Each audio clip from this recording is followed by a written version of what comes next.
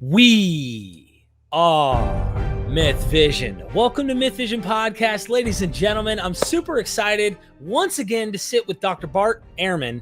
Dr. Ehrman, welcome back to the podcast. Yeah, thanks. Thanks for having me again. Thank you. I'm sorry that we did a deep dive into like extremely meticulous, not giving you prep. Really, there wasn't any prep time, of course, for that kind of work. And it's okay. These were do for a living. Right. I know you'll do anything, but it's like, these were donor questions. Don't shoot the messenger, please. Yeah, no, it's fine. Yeah, fine. You ask me anything you want. I'll even tell you my shoe size. Well, Dr. Bart D. Ehrman is the James A. Gray Distinguished Professor at the University of North Carolina at Chapel Hill. He came to UNC in 1988. After 4 years of teaching at Rutgers University at UNC, he has served as both the Director of Graduate Studies and the Chair of Department of Religious Studies. A graduate of Wheaton College, Illinois, Bart received both his Master's of Divinity and PhD from Princeton Theological Seminary, where his 1985 doctoral dissertation was awarded magna cum laude. Since then, he has published extensively in the fields of New Testament and early Christianity, having written or edited 26 books, numerous scholarly articles, and dozens of book reviews. Among his most recent books are Greek-English edition of the Apostolic Fathers for the Loeb Classical Library, and that's a Harvard University Press, a scholarly monograph on the use of literary forgery in early Christianity, Oxford University Press, and 4 New York Times bestsellers. You really, really have to get these books. If you have not read this stuff, it will like shock you if you aren't acquainted with textual criticism stuff. So misquoting Jesus, I reread that the other day. You can't pass this book up. I'm telling you. God's Problem, Jesus Interrupted, and Forged. And he has the layperson's edition, which really I needed. And then there's forgery, counterforgery, which is more complex for scholars who want to think deep. Real quick, before we actually start, I want everybody to go to Amazon or go to bartdehrman.com, buy the books, check the books out. That's how you can help him support what he's doing to continue his research and to bring these ideas to the forefront. Because too often in America, I see the evangelical world is really dominating this topic. And I think more people need to be educated on it. I'm not a basher, no chip on my shoulder, but I found to love the Bible that much more knowing what it's actually doing and the humanity behind it than the mystical, magical, supernatural show. And that's just my personal opinion. Ladies and gentlemen, also, I release all this content early on Patreon. Help support us. Many scholars, Dr. Ronald Hindle on the dating of the Bible, even science about the brain. You know, Dr. Jason Staples recently interviewed him on the idea of Israel. We got lost in the weeds in the New Testament, even though his book mainly focuses on the Old. Dr. Dennis McDonald and Dr. Price, they had a discussion/debate over the historical Jesus, and on and on and on. I'm shortly plugging that to say, help support us here at Myth Vision. Dr. Bart Ehrman. Hello. Yeah, thank you for being patient through that. I guess we'll jump straight into the questions. But did you want to make a comment about our last show real quick?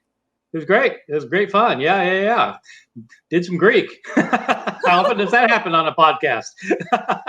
You did so well in terms of trying to make it simple for the audience, you know? Well, it's complicated because, you have to it's kind of, you got to kind of know the Greek in order to understand the grammatical arguments. And a lot of people use Greek without being really knowing it. I mean, we've all had that experience of the pastor saying, "Oh, the Greek word means this," and it goes on, and half the time he doesn't really know. It's just like he read that someplace, but it's good. I mean, it's good that the pastors do go to the Greek, and it really does help. But it's a difficult language, and it's not easy to explain if you like to know something about it. So, well, especially when you're hip firing too. Some of this stuff isn't simple. It takes time for you to really prep for, and I apologize for no prep. I didn't really give you anything to prep with, and you were going in the deep end. So, all right, first question, Dr. Ehrman, how do you explain Paul's apparent lack of knowledge about Jesus's life and teachings in his epistles? A favorite mythicist talking point. So, see, for example, his teaching on divorce compared to what Jesus said on the subject in the Gospels. Are the Greek passages that could be referencing Jesus ambiguous? E.g., James, the brother of the Lord, as biological or mystical? Now, what do you think about the life of Jesus? Knowing the life of Jesus and Paul, though, pretty much. Well, Paul does know about the life of Jesus. I mean, he quotes him, and he tells us some things. And so it's a very, very interesting issue, but it has nothing to do with whether Jesus existed or not. Right. Okay. Yeah. Okay. So how often does Paul mention the Emperor Nero? Oh, well, he must not have existed then. Right. So, right. So Paul, but it's an interesting question. Apart from that, it's a very, very interesting question because Paul does not say much about the life of Jesus. He talks a lot about Jesus' death and resurrection. He says a lot about the crucifixion, a lot about the resurrection. By the way, he wouldn't be able to be crucified if he didn't exist. Right. So just to point out, that's actually one of the biggest, for me personally, that's one of the biggest ad hoc props to me is the idea that he was crucified in the heavens. I'm not saying that's not possible, but it doesn't seem to make the most sense for me. It's like, where do they get this from? Seriously, how many ancient records talk about anyone being crucified in heaven? I can tell you how many. 0. Right. So why is it that's the likely thing that happened with Jesus? He was crucified in the heavens. What? That's the most probable thing, as opposed to the thousands and thousands of people who got crucified in the ancient world, including hundreds and hundreds in Jesus' day in Palestine. Come on. You actually point this out that, and I think one of the things that you do that's balanced is you say, well, no, there is a strange Christology in Paul about a pre-existent angelic, sure. Christ coming down, but they looked at the guy and applied it to this person and mythologized the guy. So I know. I mean, yes. Okay. So next question. No. Let's deal with this question because it's a really important question. Yes. So, quite apart from the mythicist thing, which, I mean, I'm just sorry. It's just, okay. Yeah. Apart from that, Paul does tell us some things, and he doesn't tell us a lot of things. And it's an interesting historical question why. So you can actually make a fairly quick list of the things Paul tells us about the historical Jesus, by which I mean between the time Jesus was born and the time he died. So the actual life period, apart from what he's doing now in heaven or what, right, or what he was doing before, but like the life. So Paul tells us he was born of a woman, which is not all that useful because that's how most of us were born. But he does say that in Galatians 4:4, and I think he's probably saying that precisely because people are saying things like he was a divine being and wasn't really. And he said no, he's born of a woman. He says that he was Jewish. He says that he had brothers. He mentions his brothers on several occasions, and he names James as one of his brothers, whom Paul knows as Jesus' brother. He mentions the 12, which apparently means the 12 apostles. He says that Jesus ministered principally to Jews. He says that Jesus was crucified and all that. He says that he was killed by the Jews, by which he means the Jews were responsible. The Jewish leaders were responsible for Jesus' death. He quotes several sayings of Jesus. His saying that you shouldn't get divorced, Paul quotes and attributes it to the Lord.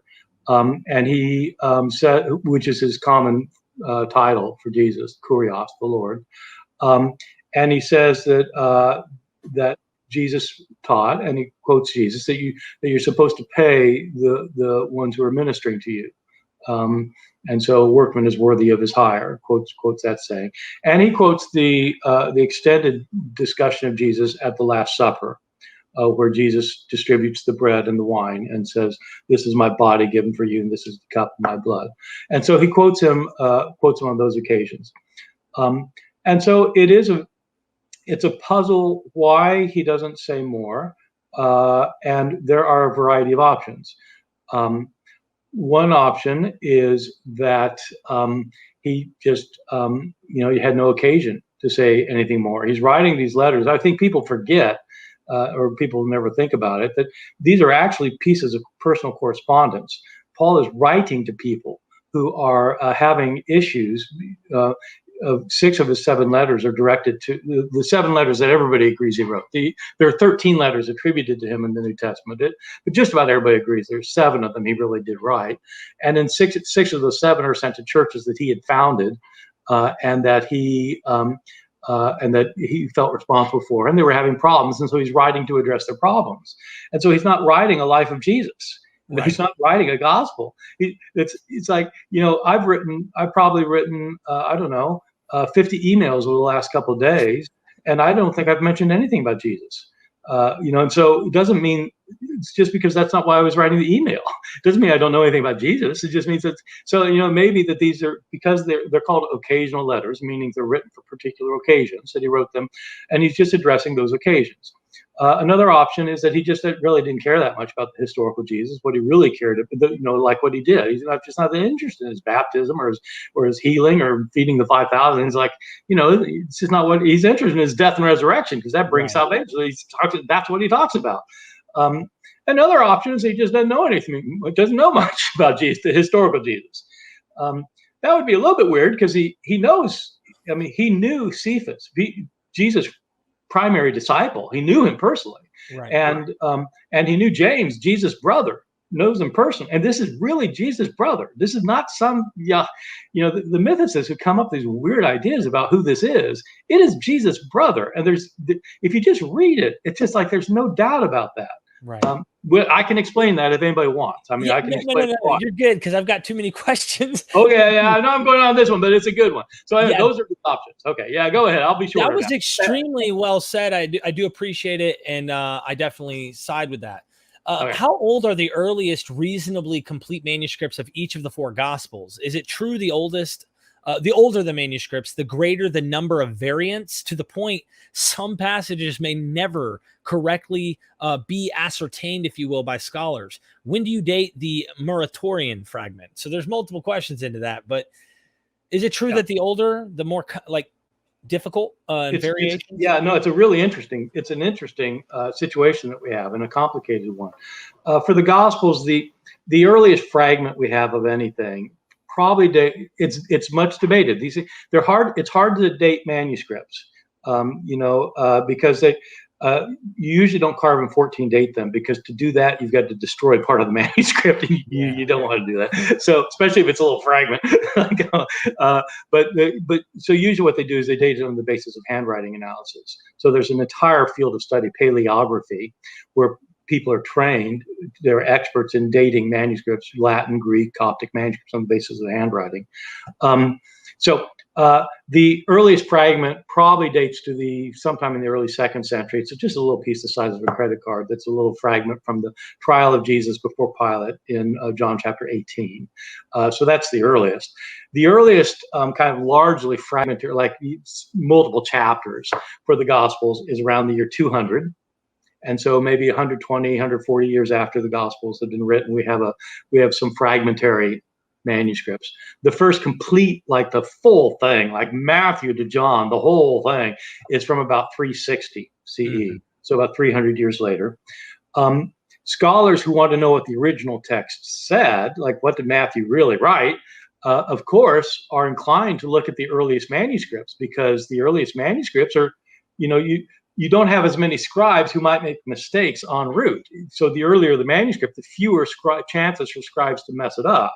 So that's definitely what scholars want to do, is look at the earlier stuff. But there is this other problem this person mentions, which is that the earliest scribes were not trained to be scribes. These were not like professional scribes.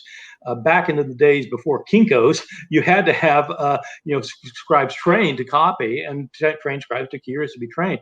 And the people writing these manuscripts, they just happened to be the Christian in the church who could write. Most people couldn't. And so, like Joe Schwartz over here, he can write. Okay, yeah, copy this manuscript for it. And so he wasn't trained. And so often they would make mistakes, or they didn't think it was the Bible they were copying. They're just copying one of Paul's letters here, And so they weren't like that intent on making sure they didn't change a single letter. They changed a lot of letters and changed a lot of words.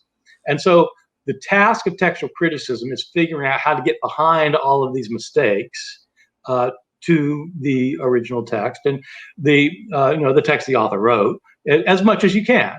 And the general thought is we're pretty close in almost every instance. I mean, it's, we're pretty close probably, but the questioner is absolutely right. There are passages we just don't know. And the way we know we don't know is because scholars disagree.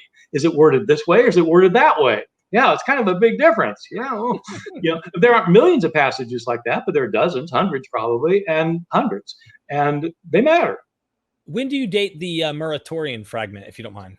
Yeah, so the Muratorian fragment is not a copy of the New Testament. It is a list of the books that this anonymous author thought belonged in the New Testament. So he's telling you it's our first list of, what are the Gospels? Which epistles are and so it's a list of books. It's in Latin. It's from the Middle Ages. It's terrible Latin, ungrammatical Latin. It's hard to read, but it is normally dated to have been originally written in Greek in the around the 180s, the end of the 2nd century. So it'd be our earliest list of books, which includes our 4 Gospels, and includes a lot of what we ended up with the New Testament. There are scholars who have argued, 20, 30 years ago, started arguing that in fact it's from the 4th century, and most of us don't buy that. Most of us think it actually is late 2nd century. Interesting. Thank you so much. What criteria are used to determine which of Paul's epistles are authentic? If you don't mind just pointing out some of the criteria, and we'll just move forward. Well, we have these 13 that are said to be written by Paul, plus some outside the New Testament. We have 3rd Corinthians, for example. We have the letter to the Laodiceans. We have these other letters that claim to be written by Paul also, and so you have to figure out, well, did Paul write it or not? And so the basic idea is that we know that people were forging things in Paul's name because we have these things that everybody thinks were forged. And so the question: did any non-Pauline letters claiming to be Paul get into the New Testament? And the normal criteria are that there are a core of letters that have the same kind of writing style. They use the same kind of vocabulary. They have very similar theological ideas, and they seem to be well situated in the middle of the 1st century in terms of what the kind of historical situation they're presupposing. And there are other letters that seem to use a different writing style and different vocabulary, different theology. They seem to be presupposing a later situation. And so if you're in that latter group, people say, well, it's not cohering with this group that looks like it's all coherent. And so those are the criteria. And so you have the 7, they're called undisputed Pauline epistles, and then the Deutero Pauline by somebody claiming to be Paul who's not. And I know there's so much more that it goes deep in his books. That's obviously it's more complex than that in terms of actually doing the work. But doing the work is tricky. Trying to figure out Greek writing style, you compare. But if you read Mark Twain and you read James Joyce, you're not reading the same guy. Right. So you do that with ancient writings too, not just the New Testament, but this is just something that historians do. They compare writings for writing style, and you especially look for things that people don't think about when they write. Right. People have certain kind of ways they talk that they don't think it's just how they talk. And if you get people talking 2 different ways, that probably tells you something. Thank you, Dr. Ehrman.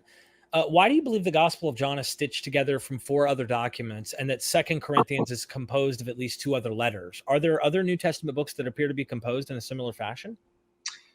I would say those 2 instances are different from one another. The Gospel of John does appear to have used certain sources of information. So in other words, whoever wrote the Gospel of John didn't sit down one day and make up a 21-chapter story about Jesus. Right. He's heard things, he's read things, and he's putting together what he has. And it looks like some of the things that he has are written sources, and you can tell for a variety of reasons, that including some internal inconsistencies where he'll say something and then the next chapter will say something else and it doesn't work. Right. And so the one explanation for that is that he's got several written sources and put them together. I wouldn't limit it to 4. I mean, the prologue, the first 18 verses comes from some other source, probably, where the Word was God. In the beginning was the Word was with God, the Word was God.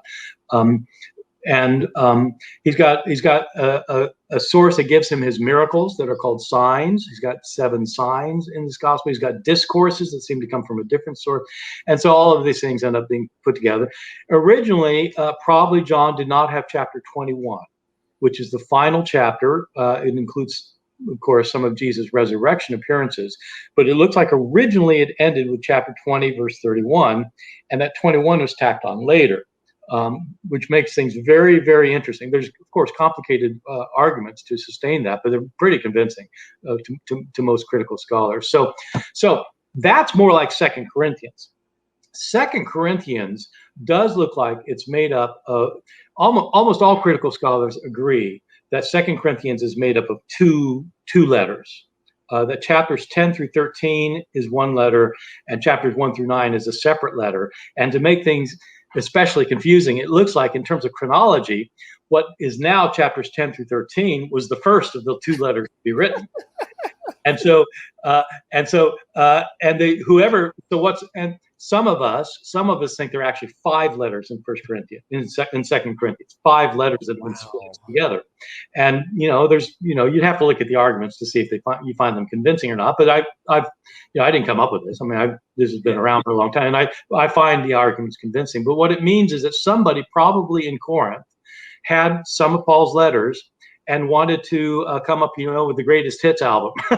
So he scissors and pasted them together into what we now have Second Corinthians. So that's a little bit different from what happened with John, because John's using sources, and Second Corinthians is different letters of Paul that they put together.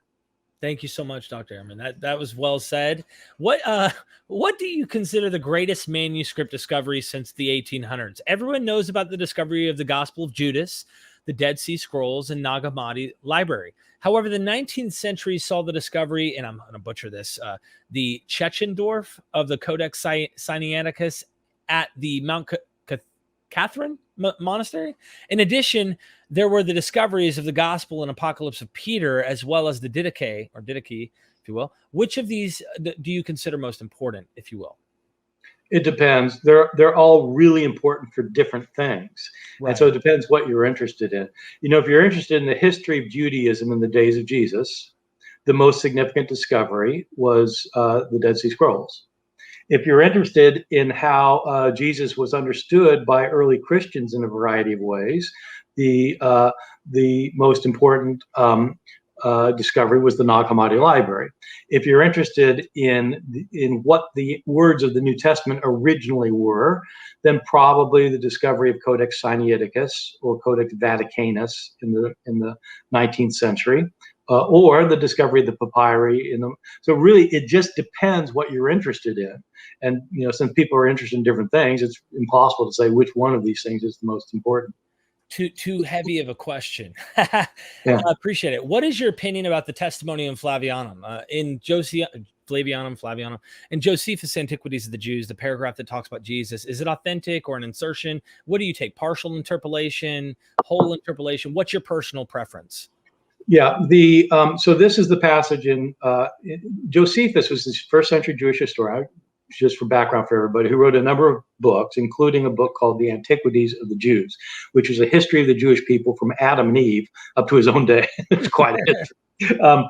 And so in book 18, he mentions Jesus twice in this 20-volume book, and once in chapter 20, once in book 20, and once in book 18. And in book 18, there's actually a full paragraph where he says some things of substance about how Jesus had that he was a speaker of great things, and he did great deeds, and he had followers, both Jews and Greeks, and the Jewish leaders were upset with him and handed him over, and he was crucified. And so it supports what the Gospels basically say, but it's just a brief paragraph.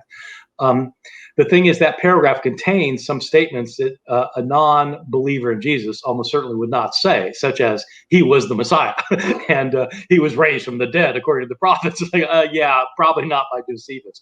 And so the question is the whole thing like just stuck in there, an interpolation from some other source, or is there actually an original thing there that scribes have added a couple lines to? Mm-hmm. And I think the best evidence is that it actually was there, and that scribes have just added a few lines to wamp it up a bit.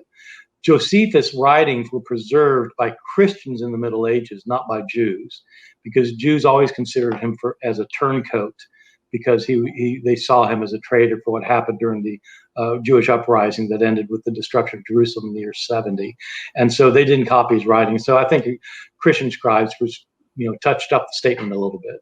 Thank you. What is your position regarding what occurs after death? Your recent book, of course, you discuss heaven and hell, and I ask everybody to go check it out. It's on Audible too, so if you can't read it in paper, it's definitely worth listening to. Really, if you read it yourself, no, I'm sorry, you had someone else read it, if I'm not mistaken. Either way, I didn't read it. Yeah, someone else did. What do you think happens when we die? Is the question ultimately? Yeah, well, that's an easy one. I think we cease to exist. I think we are material beings, and I don't think that I think our entire universe is made up of matter in one way or another. And when we die, that's the end of our story. Awesome. Well, that's where I'm at. So thank you so much. Do you believe there's a connection between some of the New Testament writings and Greek literature, a position advanced by others like Professor McDonald? He has Dennis his, McDonald. Mark and Homeric epics, Euripides the Bacchae and Acts. Do you think that there's some validity? And you probably don't conclude the complete mimesis connection directly from other texts, so to speak, but do you think he has some potential roots in the possibility that these authors, possibly Greeks themselves, aware, maybe they're God-fearers, who knows, some of the authors of the Gospels are utilizing Greek epics in some sense to write maybe Mark, or involved in the narrative? Do you think there's some validity to this? So Dennis McDonald's a really, really smart scholar, very erudite, and he's and so he's he knows his stuff. I do not agree with this thesis that these books are largely based on the Greek tragedies and the Greek epics and so on. I don't think that there's very good evidence of that. I mean, I don't see Mark being modeled on Homer at all. Right. He has common motifs, but you have common motifs, in lots and lots of writings. And I think it's a huge stretch to think that these classical sources were somehow being models for how you write narratives like the Gospels and Acts. I don't think it's right. So to put it simply, you're not denying there could be usage from it, especially being when you go to learn Greek, you're reading these things. So who knows, there's the potential of it being kind of in the air, that ideas are floating around, and someone who's a creative person writing a gospel might be utilizing something, but you're not saying that this is the template, mimesis connection right here. I'm going to use this to write my gospels, correct? I don't know if Mark read Homer or not. I mean, I don't know. It's a different kind of Greek. It's hard Greek. It's a different kind of Greek. And so, unless he gives some indication, he doesn't use Homeric language particularly. Right. He doesn't show any evidence of being able to read epic Greek. Your readers can probably, the people listening to you can probably read Middle English if they're trained. If they have a few days being trained, they can probably read some Chaucer, but not a lot. But there'd be no evidence that anybody had unless they use that kind of language. And if you don't, so what's the evidence really? Is the evidence that it has similar motifs and that Jesus does things that kind of connected with the things that Odysseus does? Oh, so I mean, I don't think it's not. I don't think it's very good evidence. But as I said, McDonald is a very, very bright guy, and so I think we have to take him seriously. Yeah. Yeah, he speaks highly of you as well. When I talk to him, he's a great guy. You're right. Yeah. This is a little bit of a longer question. Question regarding the Epistle to the Hebrews, and what a clever, interesting book that is. More specifically, when was it written and by whom? For what I understand, it was added to the canon because some early Christians thought Paul wrote it, although now most believe he didn't. Due to its frequent reference to the tabernacle terminology, a case can be made it was composed before the destruction in 70 of the Jerusalem temple. More specifically, during the 60s, if correct, it would place Hebrews between the time Paul composed most or all of his epistles and the composition of Mark, the earliest gospel. Note, some scholars proposed it was written by a woman, although very few females during this period received the requisite education to produce such a document in eloquent Greek. When, who, why? You know what I mean? Okay. Yeah. No, they're all good questions, and there aren't slam dunk solid answers for any of them. In terms of who wrote it, we don't know. It doesn't claim to be written by Paul. Its writing style is completely different from Paul. Its theological concerns are completely different from Paul. Paul is, it's nothing like Paul, but it did come to be attributed to Paul, in part because at the very end, the author mentions Timothy, who was one of Paul's companions. And there's been some scholarship to suggest, there's a woman named Claire Rothschild who wrote an entire book arguing that, in fact, the author wants you to think it's Paul, and that putting that thing by Timothy at the end is a way an author trying to get you to think, yeah, actually, this is Paul, to increase its probability of being accepted. There's nothing to suggest it was a woman, and there's nothing, apart from the fact that very few women could write, to suggest it wasn't a woman. There's not particularly anything about it that make you think one way or the other, except for, you have very, very few women authors at the time. In the New Testament, we only know the actual name of one author, and that's Paul. I mean, the other books, we don't know their names. So when would you date Hebrews, though?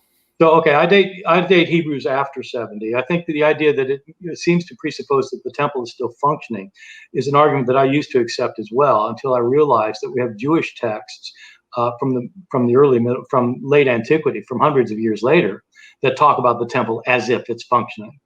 And so it's when it talks about Judaism, when the book of Hebrews talks about Judaism, it does not seem to be referring to things going on in the author's own time. It seems to be referring to what's found in the Bible, biblical understanding. In other words, what's found in the Old Testament. Mm-hmm. And so there's very little reason to date it before 70.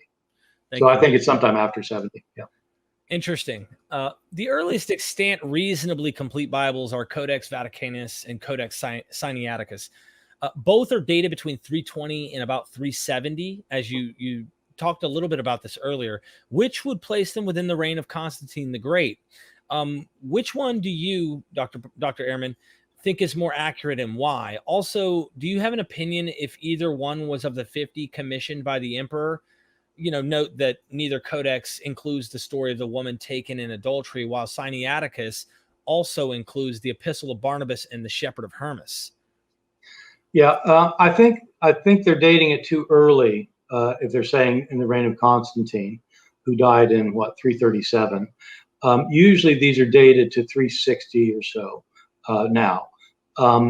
So that would not make them one of the 50 ordered by Constantine. Constantine wrote a letter to the church father Eusebius and asked for 50 Bibles to be produced. And people got all excited when they found these Bibles because they were pretty exotic productions. They're very handsome, and they thought, well, that would cost a lot of money. Maybe the emperor ordered them.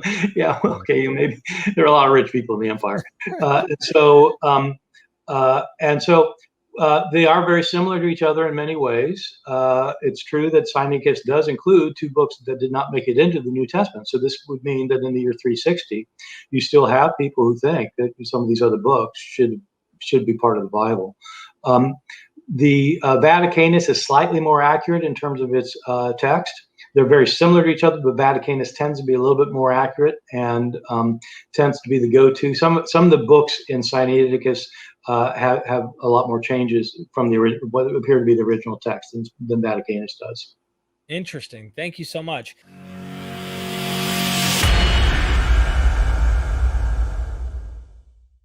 Ladies and gentlemen, make sure you go subscribe to Theremin Trees, a fantastic channel that explores manipulative systems from an empirical social psychology and therapeutic perspective.